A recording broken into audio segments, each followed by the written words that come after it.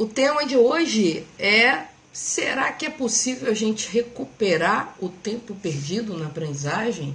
Isso que eu vou discutir hoje. Vou discutir também, dentro desse tema, a ideia de janelas de aprendizagem. Oi, Anildo! E vamos falar então se é possível a gente recuperar, né? O que significaria recuperar o tempo perdido em aprendizagem. Essa pergunta me foi feita coincidentemente há um mês e meio atrás por duas pessoas, e eu achei muito engraçado porque foi feito por duas pessoas muito jovens, dois rapazes na faixa dos 17 e 18 anos, e mais ou menos no mesmo tom.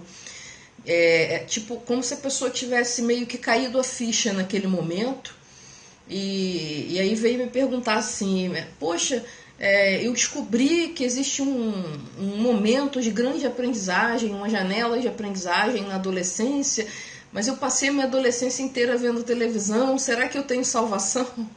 E eu primeiro achei muito engraçado uma pessoa com 17, 18 anos, oi, Rafael, achar que a vida dela tá tão determinada tão cedo, né? Então, mas aí apareceu de novo e eu falei assim, poxa, isso é uma preocupação constante, né? E eu acho que não só nas pessoas de 18, 17, 18 anos, como foi o caso desses dois rapazes, mas é uma coisa que eu sempre recebo, assim, eu tive uma escolarização fraca e agora eu tenho dificuldades. Isso aparece da boca de muita gente. E, eu não aprendi línguas quando eu era pequenininho e agora eu tenho dificuldade. Então, existe essa coisa, né, de que existe um momento para aprender e que eu perdi a chance, como é que fica? Será que tem como recuperar isso? Então, eu queria falar então dessa ideia de janelas de aprendizagem. Então, elas existem mesmo. No cérebro tem dois momentos da vida, né, falando de uma maneira bem geral assim, tem dois momentos da vida em que acontece um fenômeno chamado poda. Esses momentos são o início da infância, que é a primeira infância mesmo, e a adolescência.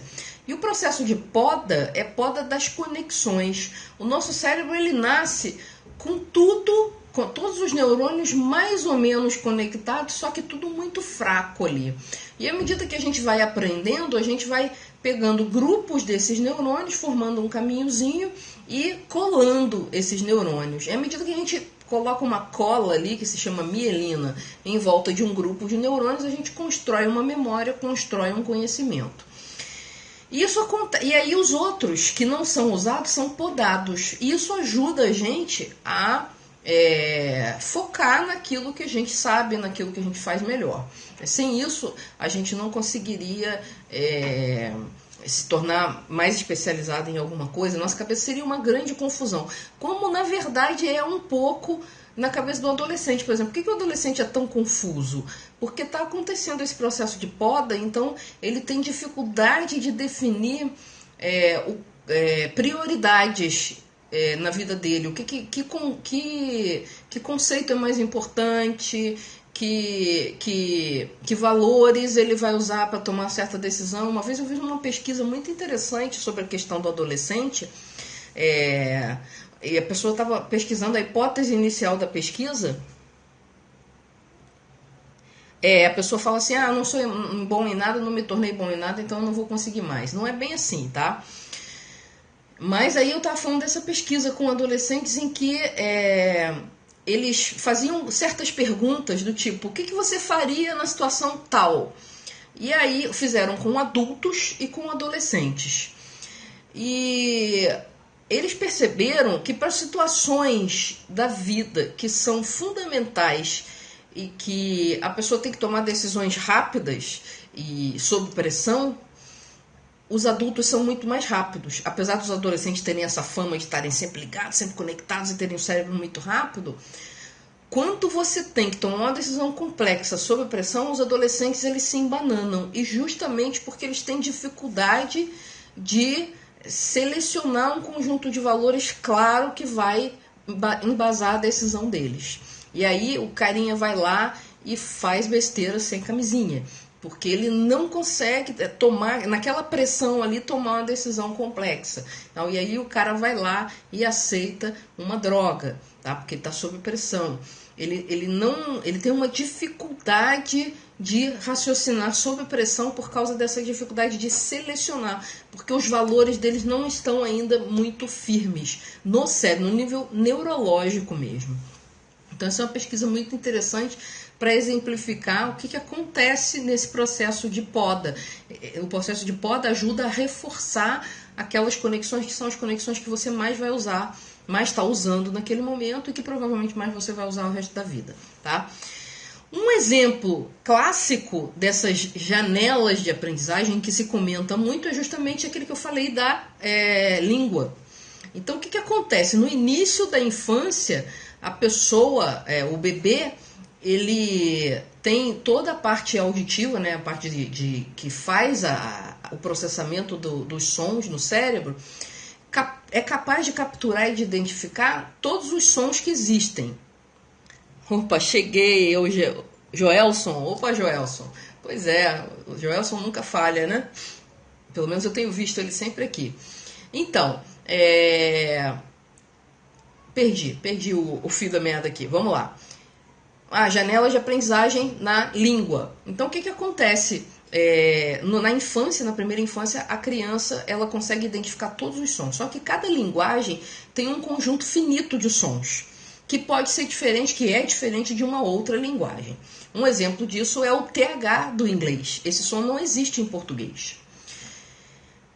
Então, é só para você saber que cada linguagem tem o seu conjunto de sons e tem um exemplo que a maioria das pessoas conhecem, né? O TH é aquele som que a gente faz botando a ponta da língua no dente, é o the. Mas eu tenho certeza que eu não pronunciei esse the corretamente, assim, exatamente como um nativo faz. Por quê? Porque eu não aprendi inglês na minha primeira infância. Então, o que acontece? A criança tem contato com a língua materna dela, com os pais, com as pessoas que convivem, e as conexões ligadas aos sons daquela língua vão sendo reforçadas, e as conexões ligadas aos sons que ela não usa naquela língua vão sendo podadas. Então vai chegar um determinado ponto em que a pessoa se torna praticamente incapaz de distinguir um determinado som que não aparece na língua dela.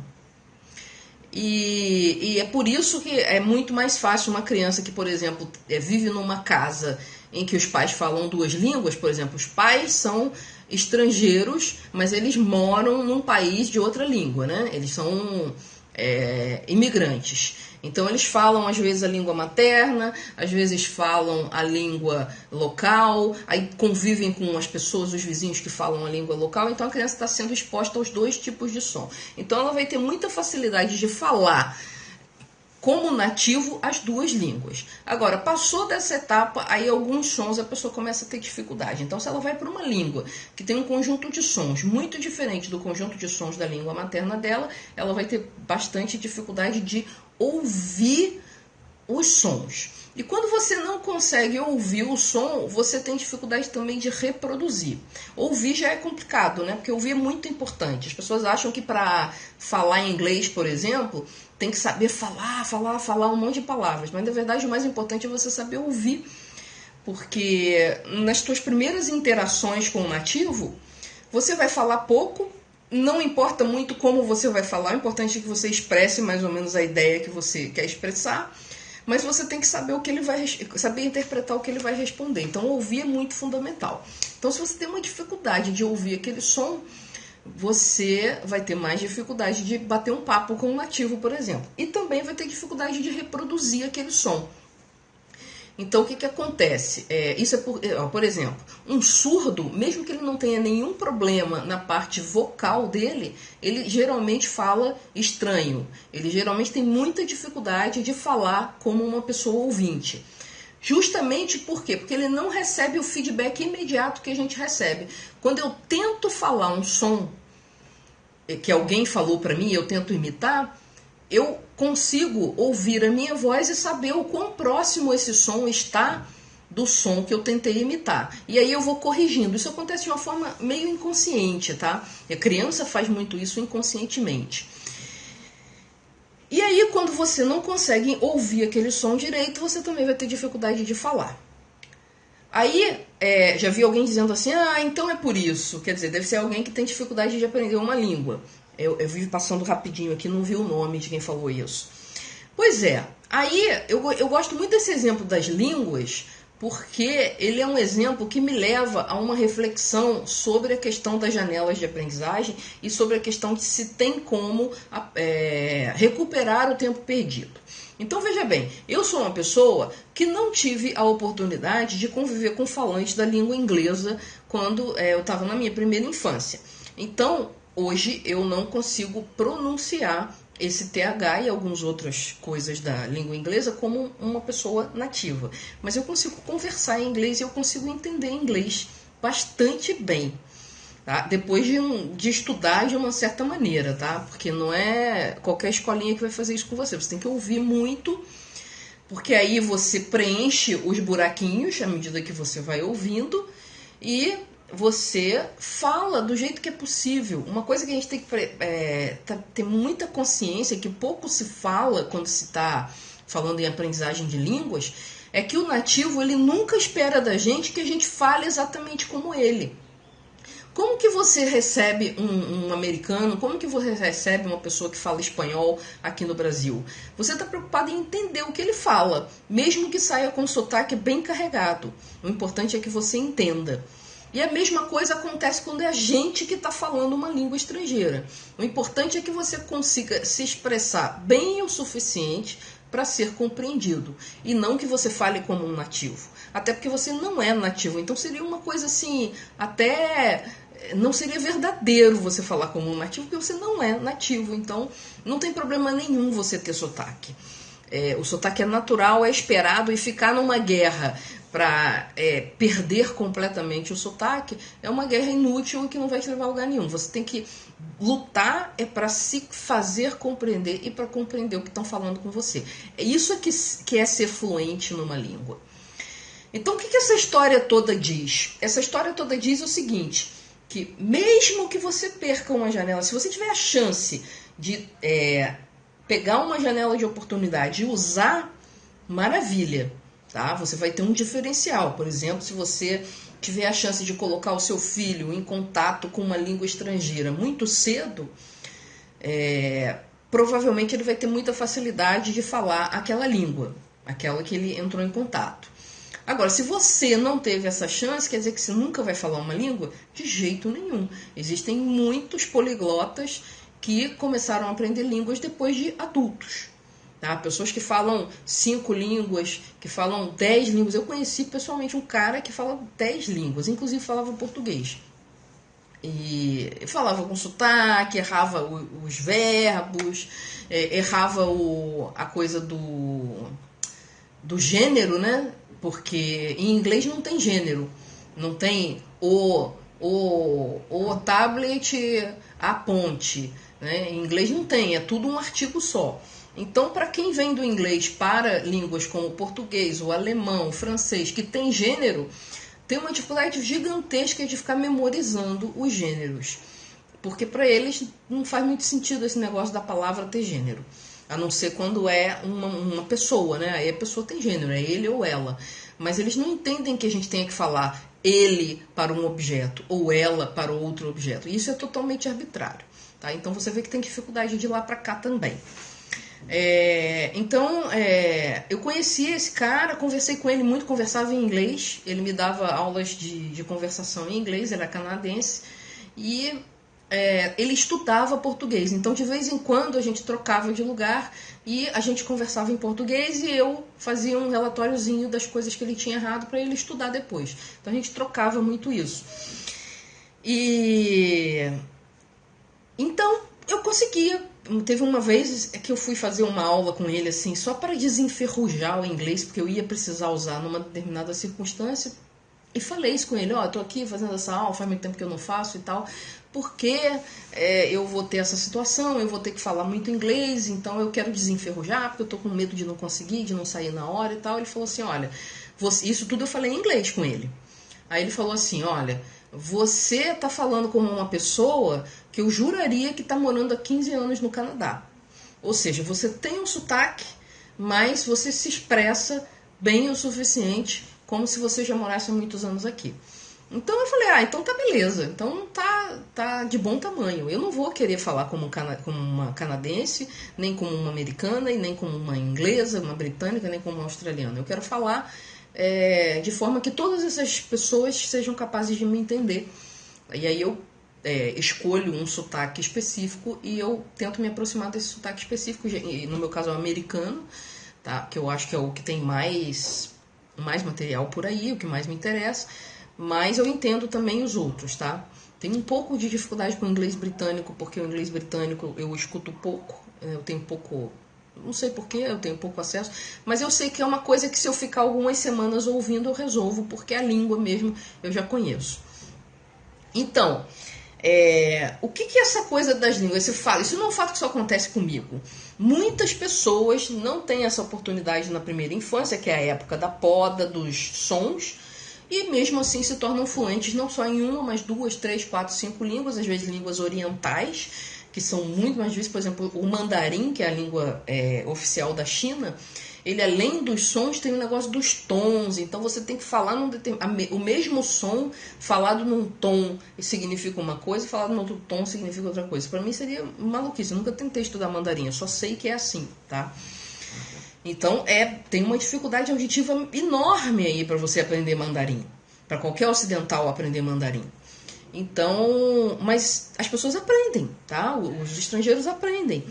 E o que isso diz sobre qualquer outra janela de aprendizagem? Diz o seguinte: se você puder usar, ótimo. Se você não teve a chance de usar e já passou, não quer dizer que você não vai conseguir desenvolver uma habilidade que você poderia ter aprendido antes de uma maneira bastante satisfatória, tá? E o que precisa para isso? Precisa você se dedicar e praticar. É simples assim. Então, era isso que eu queria comentar nessa questão das janelas de aprendizagem, que as pessoas ficam muito preocupadas. Eu perdi, né? Eu não tenho duas coisas. Eu não aprendi na infância o inglês, então eu não vou aprender mais. Isso é uma mentira deslavada. Eu tenho deficiência de um ouvido, eu só escuto esse ouvido aqui. Esse aqui eu não escuto nada, desde criança. E mesmo assim eu aprendi inglês. E falo inglês e escuto e tal, e não tem problema nenhum. Então você vê que mesmo com uma deficiência parcial eu consegui desenvolver essa língua. Então eu não aproveitei a janela de oportunidade. Eu tenho uma deficiência que potencialmente atrapalharia o meu aprendizado, e mesmo assim eu consegui. Então o que eu acho é que a gente tem que fazer o melhor com aquilo que a gente tem agora. Então, se agora você está vivendo o meio da sua adolescência e você despertou para aprender determinadas coisas, aproveita que você está num momento ótimo. Se você não está na sua adolescência, você tem 25, 35, 45, 55, e você despertou para aprender alguma coisa e está louco para aprender alguma coisa, vai lá e aprende. Vai lá e vive o teu momento, faz o melhor que você puder agora. Tá? Eu vou dar um outro exemplo de uma coisa assim... que eu fiz assim, comecei a aprender tênis, eu tinha mais de 40 anos já. E o interessante é que eu nunca fui aquela pessoa atlética, aquela criança atlética, muito pelo contrário. Antigamente, hoje em dia não se faz muito isso. Pelo menos não nas escolas. Mas antigamente, na aula de educação física, o professor pegava os 2 melhores alunos de educação física da escola e falava assim: vão escolhendo os times aí. Aí um escolhia um, outro escolhia outro. Um escolhia um, outro escolhia outro. Aí o que acontece? Os mais fracos vão ficando para o final. E eu era sempre uma das últimas, sempre, porque eu era péssima naqueles esportes coletivos. É claro que isso cria um mal-estar muito grande. A maioria dos professores hoje em dia não faz isso, tá? E cria na criança aquela noção de que ela não tem jeito para esporte e que ela é um caso perdido para esporte. E eu cresci assim, eu cresci colocando na minha cabeça que as pessoas colocando na minha cabeça de que o meu negócio não era esporte. Meu negócio era intelectual, mas esporte eu não tinha jeito para aquilo. No entanto, eu aprendi a nadar, No entanto, eu comecei a aprender tênis e me desenvolvi, tá? Eu nunca vou ser uma tenista profissional, até porque eu não tenho mais idade, tá? Nunca tive essa pretensão, mas eu me divirto. Eu jogo tênis com alguns amigos, que são as pessoas que fazem no mesmo lugar que eu.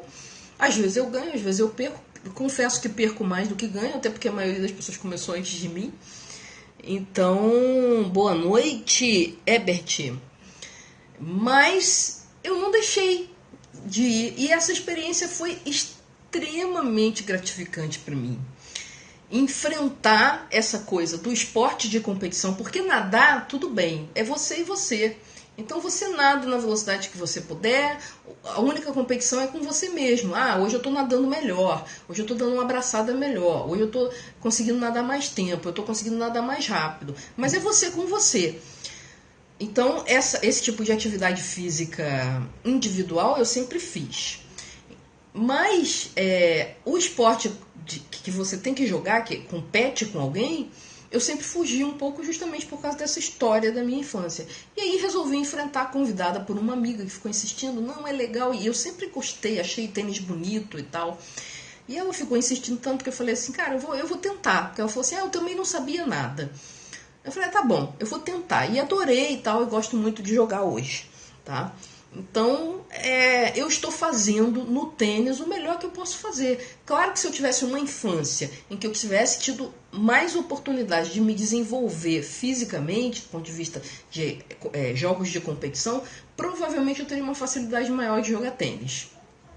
Mas é o que eu tenho hoje, e é com isso que eu vou me divertir, e é com isso que eu vou me desenvolver, e é com isso que eu vou manter a minha saúde, porque é o esporte que eu gosto e que eu não fico faltando porque é uma coisa chata e não sei o quê, porque se eu fosse fazer musculação, por exemplo, eu ia ficar faltando toda hora, porque aquilo é sonolento, né? Mas eu vou lá e jogo o tênis, saio com a camisa pronta para torcer, porque suo muito, é quadra aberta, tem sol, aqui em Ilhéus é muito quente e tal, então eu faço a minha atividade física com diversão, ganho saúde, então estou dando o melhor de mim, estou aprendendo, estou me desenvolvendo. O professor está até muito feliz, porque ele percebeu no início que eu tinha uma dificuldade e que eu fui insistindo, e hoje eu consigo jogar uma partida de tênis. Então é isso, gente. Eu acho que assim, a gente não pode fechar os olhos para a realidade de que existem janelas de oportunidade. Se você está numa, ou você tem a oportunidade de dar aos seus filhos a possibilidade de se desenvolver nas janelas próprias de oportunidade, ótimo. Agora, se você não está mais, se você já passou da idade, não sei o quê, não vai deixar de fazer o negócio, não vai deixar de aprender. Outra coisa é a questão eu não tive base na escola. Quando eu estudei numa escola pública muito ruim e não tive base e agora já era nada. Pega lá de onde você perdeu e começa a trabalhar isso, que você uma hora alcança o nível que você precisa para fazer. Por exemplo, a pessoa tem dificuldade, passa por um vestibular numa universidade que tem cálculo, e para saber cálculo tem que saber matemática bem, principalmente a partir de álgebra, né? Só que aí a pessoa tem uma péssima formação de álgebra. Exatamente, Daniele, vitimização. Fala assim, não tem mais jeito, e aí você larga a mão, né? Aí você vai largar a sua faculdade, que você lutou tanto para entrar, porque você tem uma formação fraca em álgebra? Não, vai lá, pega os livros do 2º grau, do 1º grau, se for necessário, e começa a trabalhar a sua álgebra para trazer ela para o nível que você precisa para aprender cálculo. Né? E isso é possível em qualquer idade, você não precisa estar em janela nenhuma. Seria mais fácil ter aprendido lá no ensino médio, no ensino fundamental, mas não foi assim. E a gente, ao invés de ficar chorando sobre o leite derramado, a gente faz o melhor que a gente tem, que a gente puder com o que a gente tem agora. Essa é a minha dica. É possível dominar um curso numa espécie de imersão? Sim. Quanto mais tempo você dedicar, você vai atingir a maestria mais rápido, tá? Então, por exemplo, num determinado momento eu resolvi fazer, ao invés de 2 aulas de tênis por semana, 3 aulas de tênis por semana. Isso acelerou o meu desenvolvimento, porque tênis é hora de prática. Quanto mais horas de prática você tiver, mais você vai conseguir jogar. É a mesma coisa uma língua estrangeira. Se você conseguir criar uma situação de imersão, mesmo não precisa sair do Brasil para isso não, tá? Eu não saí do Brasil.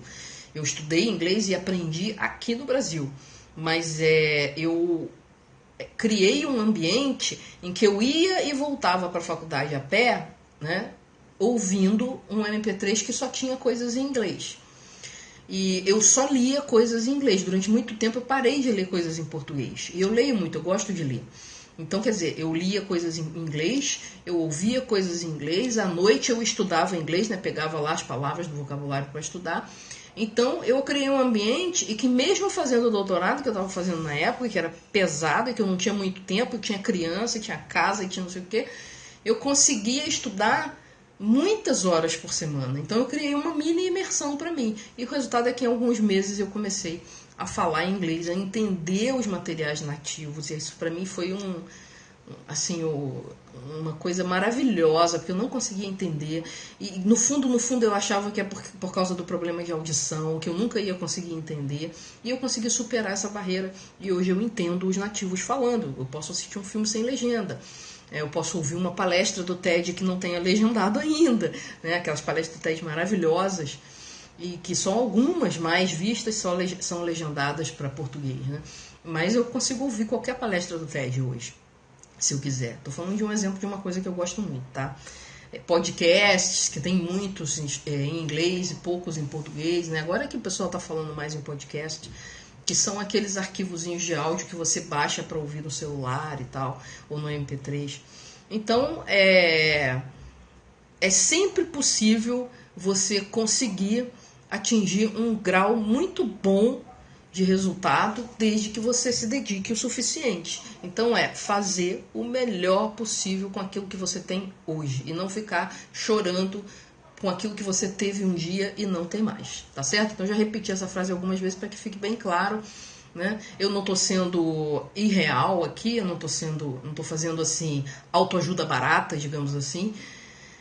Eu estou reconhecendo que existem janelas de aprendizagem e que se a gente puder usar, ótimo, mas que se a gente não puder, a gente também não vai simplesmente desistir das coisas. A gente vai se esforçar um pouco mais e vai conseguir. Tenho certeza que vai conseguir. Olha, depois que eu aprendi inglês, mesmo com um ouvido só, e depois que eu aprendi a jogar tênis, eu não duvido de mais nada, tá? Com toda a história de infância, de não conseguir jogar nenhum tipo de coisa com bola, eu realmente não duvido de mais nada, tá certo? E acredito muito profundamente nisso, que qualquer pessoa pode, com a ferramenta certa, com o material certo e com a motivação, principalmente motivação e uma boa orientação, aprender qualquer coisa, tá? Então, esse era o recado que eu queria dar sobre essa coisa, e vocês mesmos concluam se é possível recuperar o tempo perdido ou não, ou se essa pergunta até faz sentido ou não faz sentido, tá? Dentro do seu contexto de vida. Então, pessoal, eu acho que eu já falei pra caramba, né? Eu sempre me empolgo. Pra variar, eu falei mais de meia hora, não tem jeito, né, gente? Eu sou empolgada demais pra falar. Tô muito feliz que tá aumentando aí, estamos com 18 aqui, muito legal. Esse número do Periscope, ele é meio maluco, né? Mas, de qualquer maneira, depois aumenta muito o número. As nossas transmissões os nossos seguidores estão aumentando, eu estou muito contente e tal. Mas se você tiver a oportunidade de compartilhar esse Periscope com seus amigos, compartilha aí, que depois a pessoa vê a retransmissão. Aí a Andressa falando... pelo que eu entendi aqui, foi muito rápido, é que o irmão dela adora matemática e acaba largando as outras coisas. Pois tem duas linhas aí com respeito a isso. Uma é aquela linha de que pelo menos um pouco das outras coisas tem que ser estudadas, porque você tem que ter um conhecimento geral. E existe uma linha um pouco menos ortodoxa, menos tradicional, que é o seguinte: que a gente deveria privilegiar os pontos fortes que vão emergindo da pessoa. Então, se a pessoa gosta de matemática, coloca ela numa situação em que ela vai desenvolver essa matemática ao extremo e vai ser o fera da matemática. Essa é uma linha de pensamento. A outra linha de pensamento é que você tem que, principalmente quando a pessoa é jovem, né? Eu acho que até o ensino médio, mais ou menos, é interessante a pessoa ter contatos com vários tipos de conhecimento para ter a oportunidade até de desenvolver alguma coisa. Por exemplo, eu nunca tive aula de música, né? Eu estudava em escola pública e naquela época era muito raro esse negócio de aula de música. E eu não sei se eu daria uma pessoa que canta, eu não sei se eu poderia tocar um instrumento, né? Essa é uma experiência que eu ainda estou para fazer. Quem sabe eu ainda me anime, né? Já que eu consegui aprender tênis, eu consegui aprender inglês, de repente eu consigo aprender a tocar violão, sei lá, flauta, alguma coisa. Mas eu ainda não coloquei isso na minha agenda. Opa, Cristina, chegou a tempo, né? Pois é, eu tô quase finalizando aqui, eu tô respondendo a pergunta da Andressa, que falou o que fazer com uma pessoa que adora matemática e negligencia as outras coisas. Acho que foi isso que eu entendi da pergunta, né? Então, assim, depende um pouco da idade, depende um pouco da filosofia até de vida da pessoa, né? Tem pessoas que preferem simplesmente focar naquilo que elas são mais fortes. E isso, inclusive, tem um livro chamado Descubra Seus Pontos Fortes. Eu tenho alguns vídeos sobre ele no YouTube. E esse cara, ele fala isso, que nos ambientes de trabalho se dão melhor as pessoas que focam naquilo em que elas são boas. Mas isso, ele fez um estudo em ambientes de trabalho, ou seja, ele trabalhou com adultos que já estavam mais ou menos formados e com as coisas bem definidas na vida delas. Enquanto que as crianças, eu acho que elas estão muito abertas ainda. E eu acho que quanto mais oportunidades elas tiverem, às vezes até forçando um pouquinho, vale a pena para ela ter a chance de desenvolver mais habilidades. Eu vou dar um exemplo concreto da minha vida. O meu filho, ele se alfabetizou com uma certa facilidade, mas depois ele começou a dizer que não gostava de ler. E não queria, se recusava a ler livro, se recusava, e aí isso começou a prejudicar o andamento nos estudos. Por quê? Porque ele não conseguia ler o material de ciências, ele não conseguia ler o material de história, ele não conseguia ler direito um enunciado. Por quê? Porque não tinha manha de leitura, né? Não tinha agilidade de leitura. Ele foi alfabetizado, legal e tal, mas não se interessava em praticar uma leitura mais esperta e tal. Então, leitura é muito prática também. E aí a gente foi meio autoritário aqui e colocou uma regra para ele de que ele teria que ler meia hora por dia. Hoje ele já lê 1 hora por dia. E levou 1 ano ele reclamando disso, mas cumprindo a regra. Depois desse tempo, a gente começou a perceber que ele começou a tomar gosto por determinadas coisas. Então, ele começou a selecionar. Eu gosto dessa revistinha. Esse livro aqui tá bem legal. Até livros que a escola recomendava, né? Os paradidáticos. Pô, esse livro tem uma história legal. Aí contava pra gente. Esse ano eu me surpreendi. Um dos paradidáticos era A Volta ao Mundo em 80 Dias, que é do Júlio Verne. É um livro antigo, né? E eu falei assim, nossa, ele vai odiar esse livro, porque a linguagem, porque não sei o quê. E ele amou o livro. Ele veio falar, nossa, esse cara é muito legal, não sei o quê. E para eu cair para trás de vez, de surpresa, ele, esses dias chegou perto de mim, faz 1 mês mais ou menos isso, ele chegou perto de mim, mamãe, se eu pedir para você comprar um livro para mim, você compra? E eu achei muito bonitinho, ele falou todo tímido assim, por quê? Porque ele estava numa fase assim que eu tinha meio que segurado os presentes. Eu falei assim, ó, você não tá podendo não, tá complicado aqui, então vamos segurar. Então eu não estava comprando muitas coisas para ele não estava dando muita facilidade para ele não. E aí ele chegou todo tímido, mas se eu pedir um livro você compra? E eu achei muito legal, eu fui perguntar para ele, mas que livro é esse? Não, é que eu li um pedaço dele no livro de português, um trecho, né? E achei bem legal, aí eu queria ler o livro todo.